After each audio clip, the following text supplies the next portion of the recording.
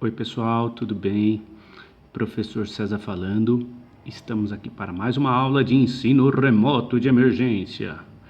Bom, para nossa alegria, estamos aqui para o último assunto de Química Geral 2, né? Então, o tema da nossa aula de hoje é o assunto 7.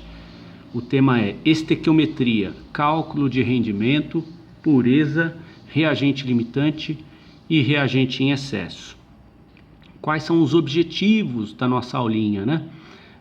Primeiramente, relembrar os fundamentos e princípios da estequiometria e depois, por último, treinar os mais diversos tipos de exercícios voltados para a estequiometria usando uma tabela de cálculos que pode ser utilizada para orientar, né? E para organizar os dados na formulação da regra de 3, certo? Muito bem. Para a gente atingir nossos objetivos, num primeiro momento a gente vai definir estequiometria, né? Vamos relembrar aí uma breve definição de estequiometria. Num segundo momento, nós vamos ver alguns conceitos importantes. Depois, vamos falar um pouquinho da importância da estequiometria. Vamos falar também um pouquinho sobre as dificuldades no estudo dessa tal de estequiometria. E vamos fazer cálculo estequiométrico usando uma tabela, né? Uma tabela que é muito útil para organizar os dados para a gente. E nesse quinto momento a gente vai falar um pouquinho sobre, nós vamos resolver exercícios que o tio chama de clássicos, né? E por último, a gente vai brincar de cálculo estequiométrico também usando a tabela, só que vamos trabalhar com outros tipos de exercícios. Então vamos trabalhar com exercícios de rendimento, de pureza, de reagente limitante, reagente em excesso, ok? Então tá aí o caminho da nossa aulinha. Vamos lá para o item 1 então, estequiometria. O que é estequiometria? Bom, gente, antes de darmos a definição ou de relembrarmos a definição, é bom lembrar aqui agora que nós estamos chegando ao final do nosso curso, né? Então, em função do excesso de atividades que nós já tivemos, já trabalhamos aí, já tivemos mais de 100 atividades, né? Que o tio já propôs. Então, para a gente não estender, estamos chegando aqui no período de férias, para o tio não estender demais o número de vídeos, para a gente não chegar em 120 atividades, eu vou tentar fazer de uma forma bem menos detalhada e um pouco mais simples. Vou tentar simplificar as coisas para vocês, tá? Mesmo porque é um conteúdo que a ideia é relembrar muita coisa lá do ensino médio, né? Então, como é repeteco e a gente está relembrando algumas coisas, então o tio vai trabalhar esse conteúdo dessa maneira, né? De forma a relembrar. Então, eu vou tentar simplificar um pouco as coisas para a gente. Senão a gente vai para 150 vídeos, 150 atividades. Não é esse o propósito. Estamos chegando no período de férias, logo vem a prova, né? Nossa provinha vai ser no dia 7 de janeiro, numa sexta-feira. Então, a ideia é simplificar um pouco as coisas. Mas vamos lá, estequiometria, o que é? É a parte da química que estuda as quantidades dos reagentes e produtos nas reações químicas, certo? Então, é a parte que estuda as quantidades. Item 2, conceitos importantes. Então, para a gente entender adequadamente estequiometria, é sempre bom a gente relembrar o que é mol, o que é massa atômica, o que é massa molecular, massa molar, relações do mol, né, da massa molecular, né, quer dizer, da massa molar com volume, relações com o número de partículas, relações com a massa. Então, tudo isso é importante a gente relembrar, né? Então vem cá, vem com o tio. Item 2, conceitos importantes. Ah lá, então, primeiro conceito importante, vocês estão percebendo que está chegando o período de festas, eu estou gravando aqui e está passando um monte de carro de som aqui atrás de mim, né? Então está tendo um ruído impressionante, Por quê? Porque as férias estão chegando, as festas também, e o povo aqui está animado. Mas tá bom, vamos lá. O povo está animado e eu estou trabalhando, mas vamos lá. Ó, primeiro conceito importante que a gente precisa relembrar é o conceito de mol, né? Eu não vou dar uma definição aqui de conceito de mol para vocês, uma definição formal, mesmo porque a definição de mol passou, quando você estuda a história do mol, né, do conceito de mol, você percebe que esse conceito passou por muitas transformações, né? Então, sempre tem um chato querendo falar assim, essa definição não está 100% adequada à definição formal mais atual do conceito de mol, né? Sempre tem um chato. Então, não vou definir formalmente o que é mol. O que acho que é importante a gente saber a respeito do conceito de mol é que esse conceito está associado a um número, né? Que é o número de Avogadro. Número de Avogadro. Que é esse número aqui, ó, 6,02 vezes 10 elevado a 23. Certo? Então, toda vez que eu falar assim, eu tenho 1 mol de átomos de oxigênio. Qual que é o significado químico disso? Significa que eu tenho 6,02 vezes 10 elevado a 23 átomos de oxigênio. Bolinhas desse tipo aqui, ó. Certo? Bolinhas, átomos de oxigênio. Certo? Então, o conceito de mol está associado a um punhado de partículas, ou a um punhado de cadeiras, ou a um punhado de átomos, ou a um punhado de moléculas, não importa. Né? O que importa é que o conceito de mol está associado a um número, chamado número de Avogadro, que é um punhado de coisas, que é esse número grandão aqui, ó. Certo? Muito bem. Massa atômica. Ó, não podemos confundir as coisas. A massa atômica é a massa do átomo, né? Então, qual que é a massa atômica do hidrogênio? 1. O quê? Unidade de massa atômica.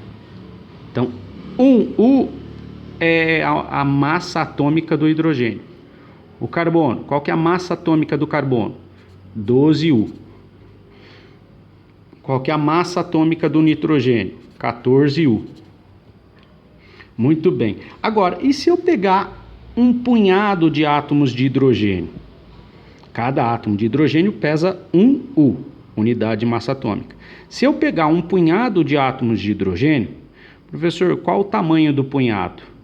1 mol de átomos de hidrogênio, né? Se eu pegar 1 mol, que é esse punhadão aqui, ó, de átomos de hidrogênio, esse 1U se converte em 1 grama.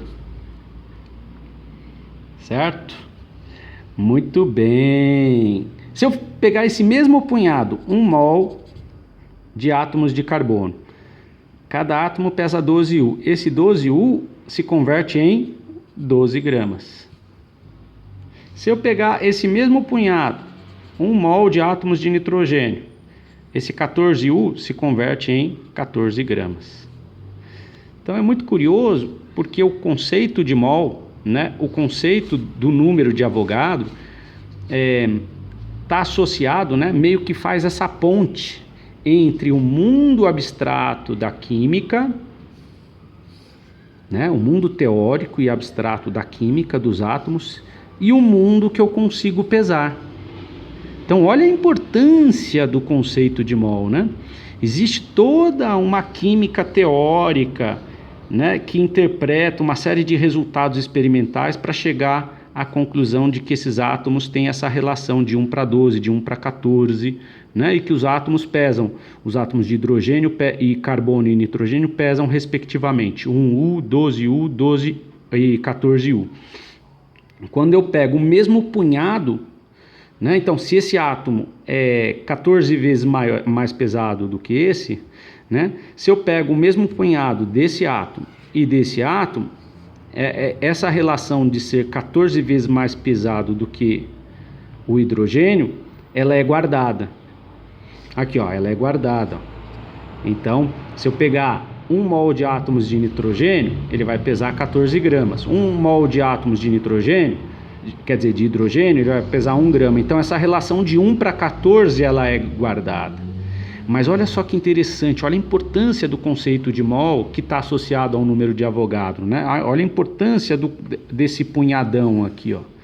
Ele meio que é a ponte entre o mundo real, o mundo que eu consigo pesar, que eu consigo inferir e medir dentro do laboratório, e o mundo abstrato, o mundo da química teórica. O mundo da química teórica e o mundo da química prática, né? Quando isso foi descoberto, né, o conceito de número de, quer dizer, quando o número de Avogadro foi proposto, foi descoberto, ele conferiu uma realidade muito interessante para o conceito de átomo, né? Então é muito legal perceber essas coisas, ok? Então todo mundo relembrou o que é mol? Todo mundo relembrou o que é massa atômica? Esses conceitos, eles são basilares, né? Eles são pilares para a gente tentar compreender os enunciados dos exercícios de cálculo estequiométrico. O tempo todo a gente está trabalhando com mol, com massa atômica, massa molar, massa molecular, com volume, então a gente precisa relembrar essas relações, tá? Então já falamos de mol, relembramos o que é massa atômica, né? É a massa do átomo individual. Isso aqui é a massa atômica do hidrogênio, isso aqui é a massa atômica do carbono, isso aqui é a massa atômica do nitrogênio. Agora, o que é a massa molar? A massa molar é a massa de 1 mol daquela entidade que eu estou falando. Então, qual que é a massa molar do hidrogênio? 1 grama. Né? Qual que é a massa molar do carbono? 12 gramas. Quando eu falo do hidrogênio, eu estou falando do hidrogênio atômico, tá? Qual que é a massa molar do hidrogênio? 1 grama. É essa daqui. Qual que é a massa molar do nitrogênio? 14 gramas. 14 gramas. Qual que é a massa molar do carbono? 12 gramas. A massa molar é a massa de 1 mol daquela entidade que eu estou olhando para ela. Ficou claro isso? Agora, quando a gente está falando do hidrogênio molecular, ó, o hidrogênio molecular é diatômico. São 2 bolinhas, é um hidrogênio conectado com outro. O oxigênio molecular, ele é diatômico. É um oxigênio conectado com outro. O nitrogênio molecular também ele é diatômico. Um nitrogênio conectado com outro. Certo? Então, qual que é a massa molecular? Agora vamos para o conceito de massa molecular. Qual que é a massa molecular do hidrogênio? 2U. Não é? Ó, a massa atômica do hidrogênio é 1U. É a massa atômica. O que é a massa atômica? É a massa de um átomo. A massa atômica do hidrogênio é 1U. Agora, a massa atômica do hidrogênio molecular é a massa molecular. A massa molecular do hidrogênio é 2U. Qual que é a massa molecular do oxigênio? 16 não, 32U. Porque o oxigênio vale 16, né?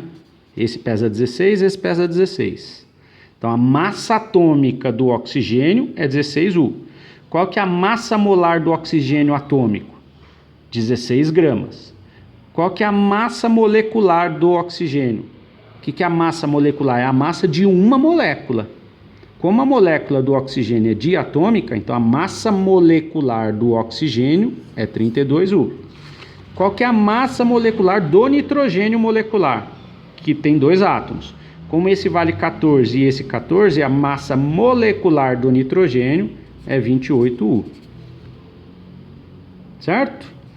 Então a massa molecular do hidrogênio é 2U. A massa molecular é a massa da molécula do oxigênio é 32U. A massa molecular do nitrogênio é 28U. Agora, qual que é a massa molar da molécula de hidrogênio? do H2. A massa molar do H2 é 2 gramas. Ora bola, se eu pegar aquele punhado do Papai Noel, né? Aquele punhado de moléculas de hidrogênio, né? Se cada molécula pesa 2U, o mesmo punhado vai pesar 2 gramas. Ó, porque o conceito de mol é a ponte entre o mundo abstrato e o mundo concreto. Beleza? Então, qual que é a massa molar do O2? A massa molar do O2 é 32 gramas. Certo? A massa molar é a massa de 1 mol daquilo que eu estou olhando na minha frente. Então, se eu pegar 1 mol de moléculas de oxigênio, esse 1 mol vai pesar 32 gramas. Certo? Qual que é a massa molar do N2? A massa molar de N2 é 28 gramas. Certo? Muito bem. Vamos relembrar agora aquelas relações com o volume, né? Então, o que acontece, gente? Para os gases, só para os gases, sempre quando eu pegar 1 mol de qualquer gás, de um gás, ele vai ocupar o mesmo volume. Toda vez que eu pegar 1 mol de partículas gasosas, 1 mol de qualquer partícula gasosa, ele vai ocupar sempre o mesmo volume. Qual que é o volume? 22,4 litros. Estou relembrando aqui alguns conceitos importantes com vocês, algumas relações importantes, né? Então, relações entre o conceito de mol com o volume, né? Essa relação de 1 mol de qualquer gás ocupar sempre o mesmo volume, ela só é válida para os gases, tá? Isso aqui vocês viram lá no ensino médio também, eu estou só relembrando brevemente. Eu não quero construir isso aqui com vocês, mesmo porque isso já foi construído, mesmo porque a gente também não tem tempo aqui agora, tá? Muito bem, então, se eu pegar 1 mol de qualquer gás, ele ocupa 22,4 litros, então é válido dizer que toda vez que eu tiver 22,4 litros de uma substância gasosa, eu tenho ali 6,02 vezes 10 elevado a 23 partículas, moléculas de um gás. Então não pode esquecer. Por quê? Porque toda vez que eu tiver 1 mol de qualquer substância, eu tenho necessariamente esse número de partículas. Certo? E último conceito que é importante a gente relembrar são as relações com a massa, né? Então, toda vez, quando você pega lá na tabela periódica, né? Você pega, por exemplo, que o nitrogênio pesa 14. Tá lá, esse dado tá lá no quadradinho do nitrogênio, lá na tabela periódica, né? Se eu pegar um recipiente e disser que tem moléculas de nitrogênio lá rodopiando, né? Olha lá, um monte de moléculas. Toda vez que eu disser aqui para você que eu tenho 1 mol de moléculas de nitrogênio, moléculas de N2, eu posso inferir que eu tenho 6,02 vezes 10 elevado a 23 moléculas de N2. Então, vou ter esse número de moléculas aqui dentro, rodopiando, andando aleatoriamente, aqui dentro desse meu recipiente. Quando eu olho na tabela periódica e eu percebo que o átomo de nitrogênio pesa 14U, então esse dado eu procuro lá na tabela, né? Eu vejo lá o quadradinho com o número 14 lá dentro. Tem outros numerozinhos, mas esse 14 aqui é muito interessante porque é a massa do elemento, né? Então, esse 14 tá me dando a massa de um átomo, né? É 14U. que é a massa atômica do nitrogênio. Se eu estou dizendo que eu tenho 1 mol de moléculas, quer dizer que eu tenho 1 mol de moléculas diatômicas. Então, essa molécula, aqui tem esse átomo que pesa 14 U, esse átomo pesa 14 U. Então, cada molécula de nitrogênio pesa 28 U. Como eu tenho 1 mol de moléculas de nitrogênio, então eu sei que esse 28U vira 28 gramas. Então, quando eu estou falando lá no meu slide que a gente precisa conhecer essas relações com a massa, eu estou me referindo a isso, né? Você precisa ser capaz, para resolver os problemas de cálculo estequiométrico, você precisa ser capaz de fazer essas inferências, né? Então, se eu falar que eu tenho 1 mol de moléculas de N2, você olha dentro de um recipiente, você olha lá para esse recipiente, você tem que ser capaz de inferir que eu tenho esse número de partículas de N2, cada molécula de N2, cada átomo pesando 14U e 14U, totalizando 28U.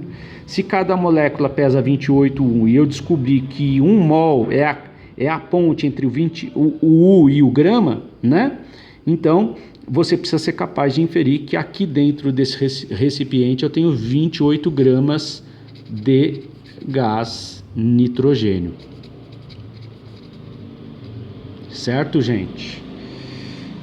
Então é fundamental a gente relembrar esses conceitos importantes que estão lá no ensino médio, lá no primeiro ano do ensino médio, tá? O tio está relembrando eles com vocês de uma forma bem breve, né? Porque senão a gente não consegue terminar o curso. Muito bem, vamos lá para os slides de novo. O povo tá festando, hein? Vocês estão ouvindo moto, carro, som para tudo quanto é lado. Vamos lá. Qual a importância do estudo da estequiometria? Então, gente, se eu pegar uma reação qualquer como essa daqui, né? Ferro reagindo com HCl, dando um sal mais gás hidrogênio. Quando a gente faz o estudo estequiométrico dessa reaçãozinha aqui, ó, eu chego nesses números aqui, ó, né? 2 mols de ferro reagindo com 6 mols de HCl, a proporção correta é essa daqui, ó. Aqui eu fiz o balanceamento, né? Vocês já aprenderam a fazer o balanceamento. O balanceamento correto é 2 com 6, 2 e 3. Quando eu faço o balanceamento, pego aqueles numerozinhos na tabela periódica e a gente sabe que o número do ferro é 56, né? 56 vezes 2 dá 112. Foi daí que eu achei. Ó, o ferro, você pega o quadradinho do ferro lá na tabela periódica, você vai ver que a massa dele é 56. 56 unidades de massa atômica, que é a massa de um átomo de ferro, né? Se eu pegar 1 mol de átomos de ferro, ele vai pesar 56 gramas. Mas aqui, ó, a minha equação está me dizendo que a proporção ideal aqui para eu formar a quantidade de produto certinha é 2 mols de ferro para 6 mols de ácido clorídrico, dando 2 mols desse sal e 3 de hidrogênio. Então, 2 mols de ferro correspondem a 112 gramas. 6 mols de HCl correspondem a 219 gramas. 2 mols de cloreto de ferro, 325 gramas. 3 mols de hidrogênio, 6 gramas. Professor, não entendi como é que você fez isso aí, ó. Então vem pra cá, vamos pra folhinha com o tio. Vamos lá, você não tá entendendo nada que eu tô falando, né? Então vamos lá. Ferro mais HCl dando cloreto de ferro mais hidrogênio. Quando eu balanceio essa equação, fica 2, 6, 2, 3. Você já aprendeu a balancear, não vou fazer de novo. Cada ferro vale 56. Meu Deus do céu. O trem aqui tá feio. Cada ferro vale 56. 56 vezes 2 dá 112. O hidrogênio vale 1. O cloro vale 35,5. Então, essa soma aqui, ó, dá 36,5. 36,5 vezes 6 dá 219. Que pode ser U ou gramas. Se eu estou falando 6 moléculas de HCl, aqui é 219 U, unidade de massa atômica. Se eu estou falando 2 átomos de ferro, eu estou falando de 112 U, unidade de massa atômica. O cloreto vale 35,5. 35,5. Mais o ferro vale 56. Quer dizer, o cloreto vale 35,5 vezes 3 dá 106,5 mais 56, isso dá 162,5 vezes 2, olha lá, dá 325. Então isso aqui dá aproximadamente 325 gramas. E esse aqui, ó, 3 vezes 2 dá 6. 6 hidrogênios, cada um pesando 1, dá 6 gramas. Olha lá, o que eu descobri com essa reação? Eu descobri com essa estequiometria, né? Quando eu observo a estequiometria da minha reação, eu percebo a proporção ideal dos componentes. Toda vez que eu botar 112 gramas de ferro para reagir com 219 gramas de ácido clorídrico, eu vou ter 325 gramas de cloreto de ferro e 6 gramas de hidrogênio. Essa é a minha proporção. Então perceba que não adianta eu colocar aqui 200 gramas de ferro para reagir com ácido clorídrico, que não vai reagir. Então, estamos chegando aqui na ideia da importância do estudo da estequiometria. Qual que é a importância? Acertar as proporções corretas e evitar o desperdício de reagentes. A proporção correta é 112 para 219. Se eu botar 200 com 219... desses 200 que eu botei, só 112 vai reagir, o resto vai sobrar.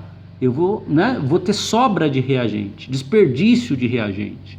Então a estequiometria é uma área fundamental para o estudo dentro da química, certo? Para a gente não desperdiçar reagentes. Muito bem, já fizemos o item 2, 1, 2, item 3, o item 4, dificuldades no estudo da estequiometria, eu vou falar num vídeo posterior, um vídeo mais para frente, né? Eu queria agora tentar relembrar com vocês o que o tio chama de exercícios clássicos e exercícios de rendimento, pureza, reagente limitante e reagente em excesso. O que são esses exercícios? Então é isso que a gente vai fazer aqui agora, certo? Então vem aqui, ó, vamos relembrar o que são os exercícios clássicos. O que são os típicos exercícios clássicos de cálculo estequiométrico. Mas é assim, ó, como tá dando 29 minutos, eu vou parando esse vídeo por aqui. E no próximo eu vou continuar daqui. Tudo bem? Beijo no coração e até a próxima atividade.